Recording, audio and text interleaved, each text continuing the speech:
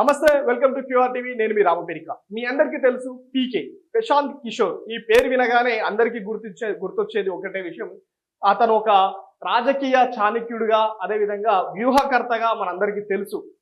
అతను వ్యూహం వేస్తే రాజకీయాల్లో ఎలాంటి వ్యూహం వేస్తే అది ఖచ్చితంగా విజయం సాధిస్తుందని చెప్పేసి ప్రశాంత్ కిషోర్కి మంచి పేరుంది, అందరూ మనకు తెలుసు.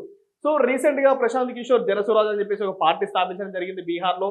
అండ్ సంబంధించి గత ఎన్నికల్లో కూడా పోటీ చేసినప్పుడు అక్కడ తక్కువ స్థాయిలో సీట్లు రావడం, అక్కడ ప్రశాంత్ కిషోర్ వ్యూహం ఫలించలేదు అని చెప్పేసి మనందరికి అర్థమైంది. అండ్ ఒక్కసారి మనం దాని గురించి మాట్లాడుకుంటే, ఈ రోజు బీహార్లో బీజేపీ కంచుకోవడం బద్దలు కొట్టిండు ప్రశాంత్ కిషోర్ అని చెప్పేసి క్లియర్ గా కనపడుతుంది. 3 దశాబ్దాలుగా ఓటమెరగని చోట ఘోర పరాజయం జరిగింది బీజేపీకి.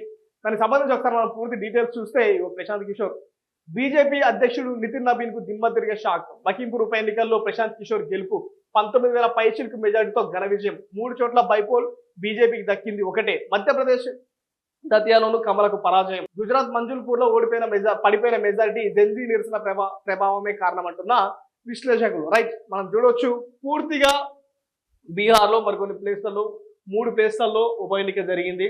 ఉప ఎన్నికల్లో బీజేపీ అధ్యక్షుడు నితిన్ నబీన్ కు దిమ్మదిరిగి షాక్ ఇచ్చి 19,000 మెజార్టీ తోటి ప్రశాంత్ కిషోర్ అయితే గెలవడం జరిగింది. సో గతంలో బీహార్ నుంచి పోటీ చేసి జనసురాజ్ పార్టీ స్థాపించి పోటీ చేసినప్పటికీ ఓడిపోయినా, ఈ రోజు ఉప ఎన్నికల్లో ప్రశాంత్ కిషోర్ ఘన విజయం సాధించిందని చెప్పేసి క్లియర్ గా అర్థమవుతుంది.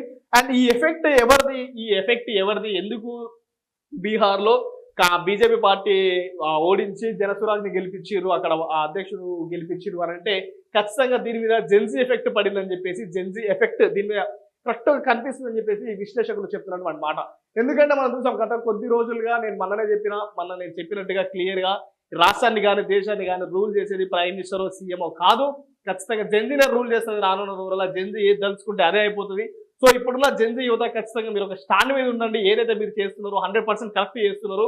నిజంగా యాంటీ రిజర్వేషన్ అయి ఉండొచ్చు, యాంటీ జాతి హటావా అయి ఉండొచ్చు, కుల నిర్మూలన కావచ్చు, రిజర్వేషన్ రిమూవల్ కావచ్చు, మీరైతే ఏదైతే నిర్ణయాలు తీసుకుంటున్నారో 100% ఖచ్చితంగా మీరు జెన్జీ యువత కరెక్ట్ తీసుకుంటున్నారు.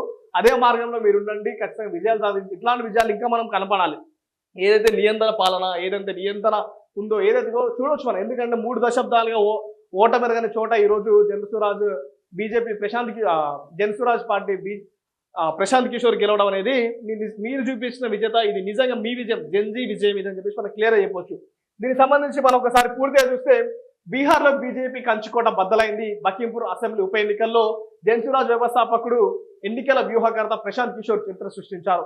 బీజేపీ అభ్యర్థి నీరజ్ కుమార్ సిన్హా 19,323 ఓట్ల తేడాతో ఓడించి పార్టీకి తొలి ఎన్నికల్లో విజయం అందించారు. బీహార్లో 30 ఏళ్లకు పైగా కమలం పార్టీ కంచుకోటగా నిలిచిన లఖింపూర్ అసెంబ్లీ స్థానానికి కైవసం చేసుకొని తన మొదటి విజయ ఎన్నికల్లోనే బీజేపీ ఊహించని ఘోర పరాజయాన్ని అందించారు ప్రశాంత్ కిషోర్ అని చెప్పేసి మనం క్లియర్ గా చూస్తున్నాం.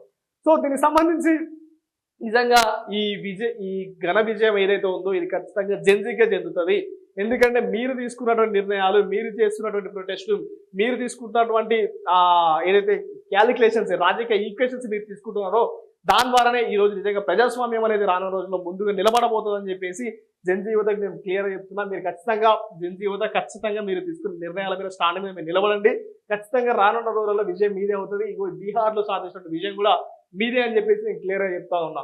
అండ్ చూడాలి ఇంకా రానున్న రోజులలో మరి ఎలాంటి ఎదురు దెబ్బలు తగులుతాయో బీజేపీ ప్రభుత్వానికి కావచ్చు. నాట్ ఓన్లీ బీజేపీ గవర్నమెంట్, ఏదైతే జెన్జీ యువత కావాలనుకుంటున్నదో, ఏదైతే ఈ దేశంలో సమానత్వం కోరుకుంటున్నదో, ఏదైతే ఈ దేశానికి కావాల్సినటువంటి విద్య ఉద్యోగం వైద్యం అందరికీ కావాలని చెప్పేసి జెన్జీ యువత కోరుకుంటున్నదో ఆ గవర్నమెంట్ నిలబెట్టే అయితే జెన్జీ యువత అని చెప్పేసి మనం క్లియర్ తెలుసుకోవచ్చు.